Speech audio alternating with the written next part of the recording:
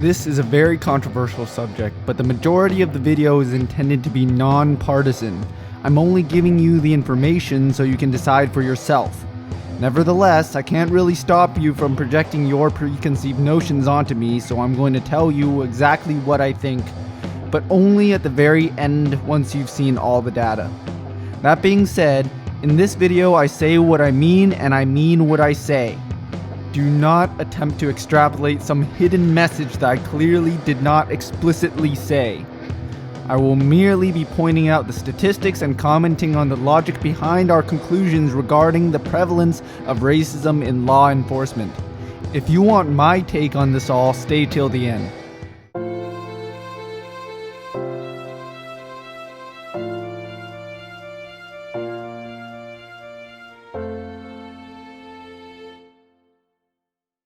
African Americans are 2.6 times as likely to be killed by policemen than are white people.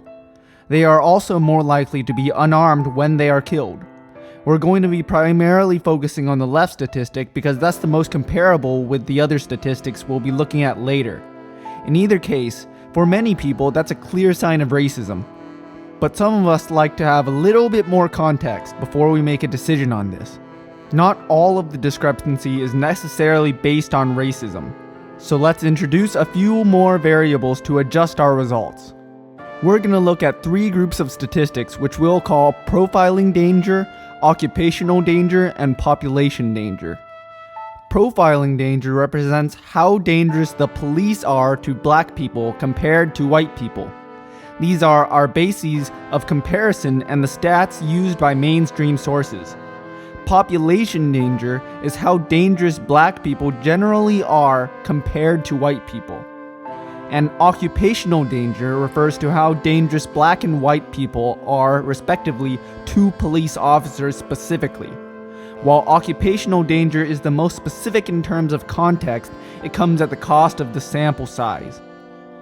Speaking of sample size, since I'm the one presenting the data here, I'm going to display all my sources right now so you know that I'm not just randomly cherry-picking my data somewhere. I welcome you to check the information for yourself online and correct me if I got anything wrong or if I missed anything, because I certainly did miss something. The one thing to note is that since I am compositing data from multiple sources, they might not match up in every area. Because of this, I've tried to eliminate a lot of the error by adjusting for a few things, just so we can compare composite sources with relatively few problems. First, for a general idea about population sizes, the white population makes up about 198 million in the US. I'm here only referring to non-Hispanic whites. Introducing Hispanics could make things a bit blurrier because we're comparing against the common conception of white privilege. So, everything later on will be adjusted in some way for the white-black population ratio. For every million black people in the US population, about 6.6 are killed per year, while for that same amount, around 2.5 whites are killed.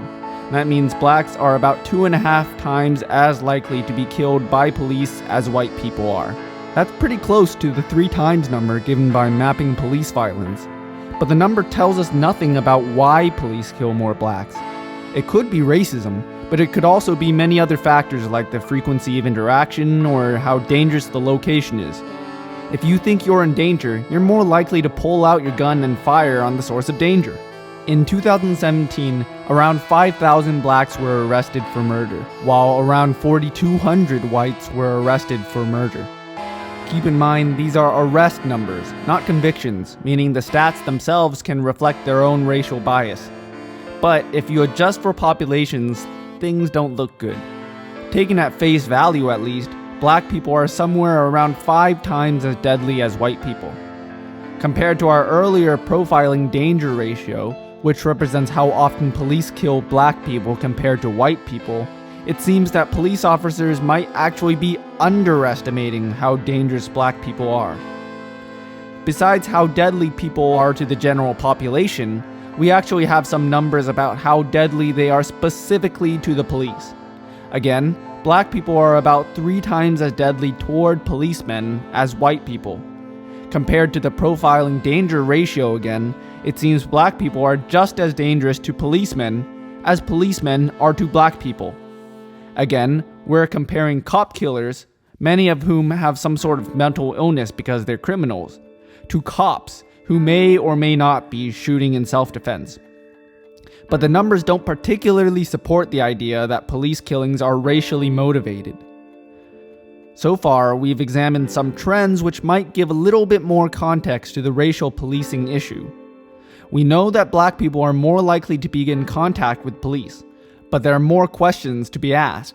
Is the rate of contact and subsequent arrests enough to explain the difference? We must also be careful to explore other intersectional reasons for this entire controversy. Black people are generally poorer than white people, and poverty and crime are intrinsically linked. Is focusing on poverty a better way to reduce police killing than a more martial, militarized police? If you think the answer is yes, then you would be on board with the idea of defund the police. We don't really know whether these numbers vindicate the police either. But wait a minute, we don't seem to have the full picture here. We've been talking about intersectional explanations for police violence. If we're going to compare how police treat people of different races, we should also line that data up against other demographic trends like religion or gender. Luckily, we have that information available. Let's compare police force against black people compared to white people to police force against men when compared to women. I'm comparing different years between race and sex, and apparently in 2017 fewer people were killed by police overall. But boiling everything down to a ratio should keep everything relatively the same. As you can see, police are 9 times deadlier specifically to men than specifically to black people. Of course, anybody with half a brain knows men are a lot more dangerous compared to women. But if the 3 times black people number is enough to convince you there is systemic police racism, this number then should strongly suggest a greater problem of systemic sexism. Based on all the arrest data, which again is different from conviction data, it looks like males are about 7 times as deadly as females. But the police numbers would have you believing they are about 24 times more dangerous. It seems the police vastly overestimate the deadliness of men by 3 to 4 times, while underestimating the danger of black people. But again, when someone's life is potentially in danger, we shouldn't expect anybody to behave as rationally as we are reading the stats on our screens at home. And finally, we have the amount of police killed by sex. Not to be confused with death by sex. Based on this, we might conclude that women can kill regular men no problem, but don't have the balls to take on police officers head on. Regardless, the female sample size was really small and varied widely from 0 a year to 5 per year. In fact, the sample size being so small was the entire reason I had to look at the entire decade rather than just 1 year. So I wouldn't put too much weight into this, it's just for comparison. Obviously, the comparisons between race and sex aren't apples to apples, but it does give us a point of comparison we can talk about when we talk about disproportionate police brutality. Based on the numbers alone, it seems that police don't particularly overrepresent the danger of black people, while they might or might not be worried about men more than they should be.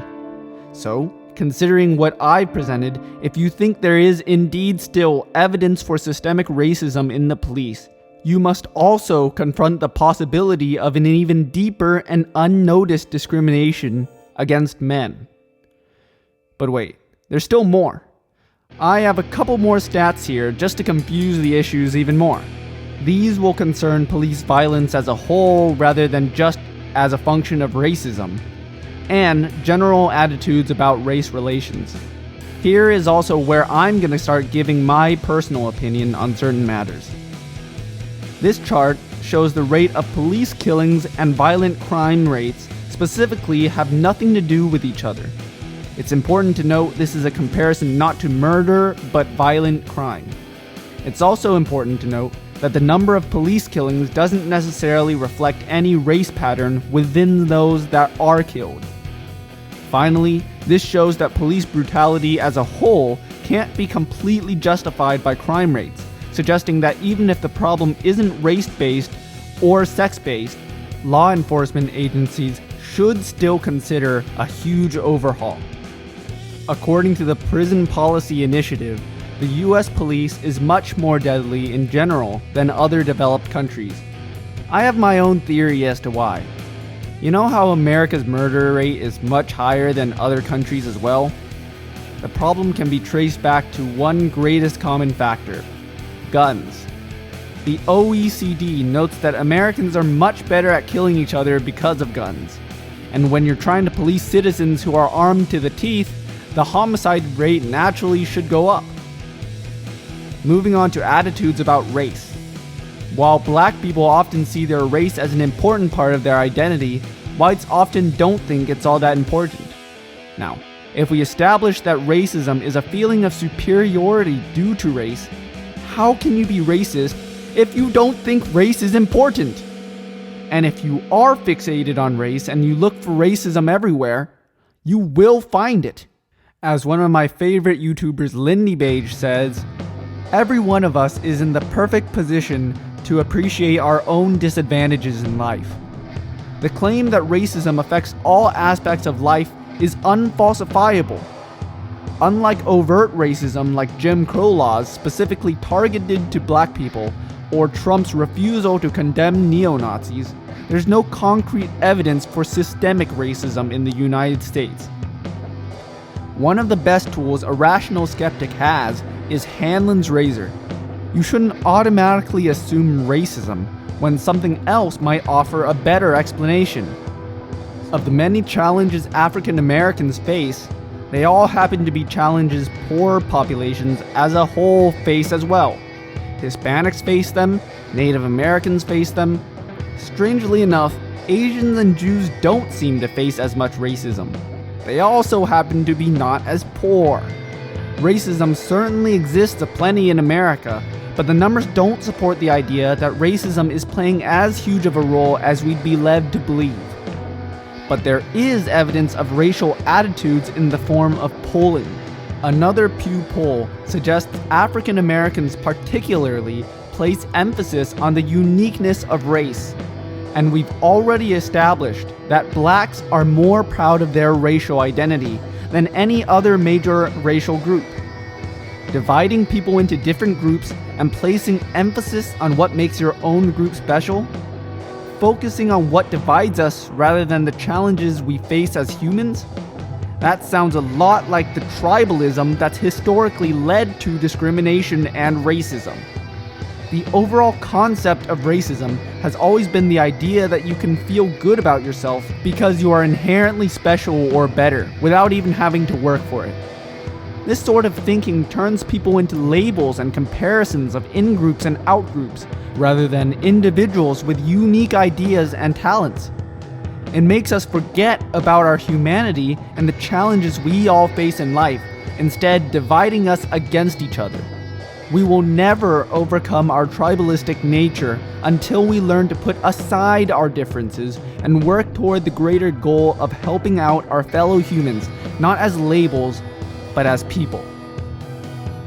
Okay, now, I know that someone out there is going to label me a racist for not agreeing with their preconceived notions of racism, so just remember, I have not denied the existence of systemic racism, I merely don't see strong enough evidence for it.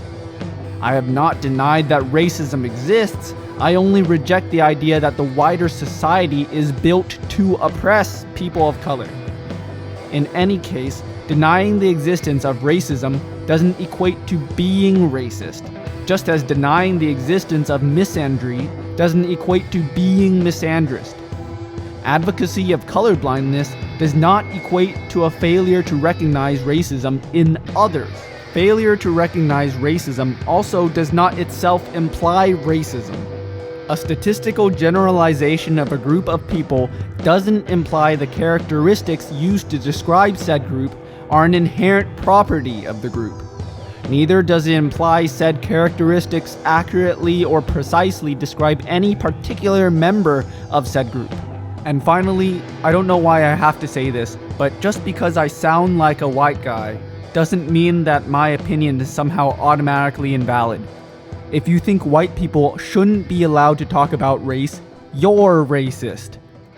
Now, if all that clarification is still not good enough for you, don't just sit there and bitch about it. Write a comment, tell me why I'm wrong, and maybe I'll change my mind if you give enough evidence to support your stance.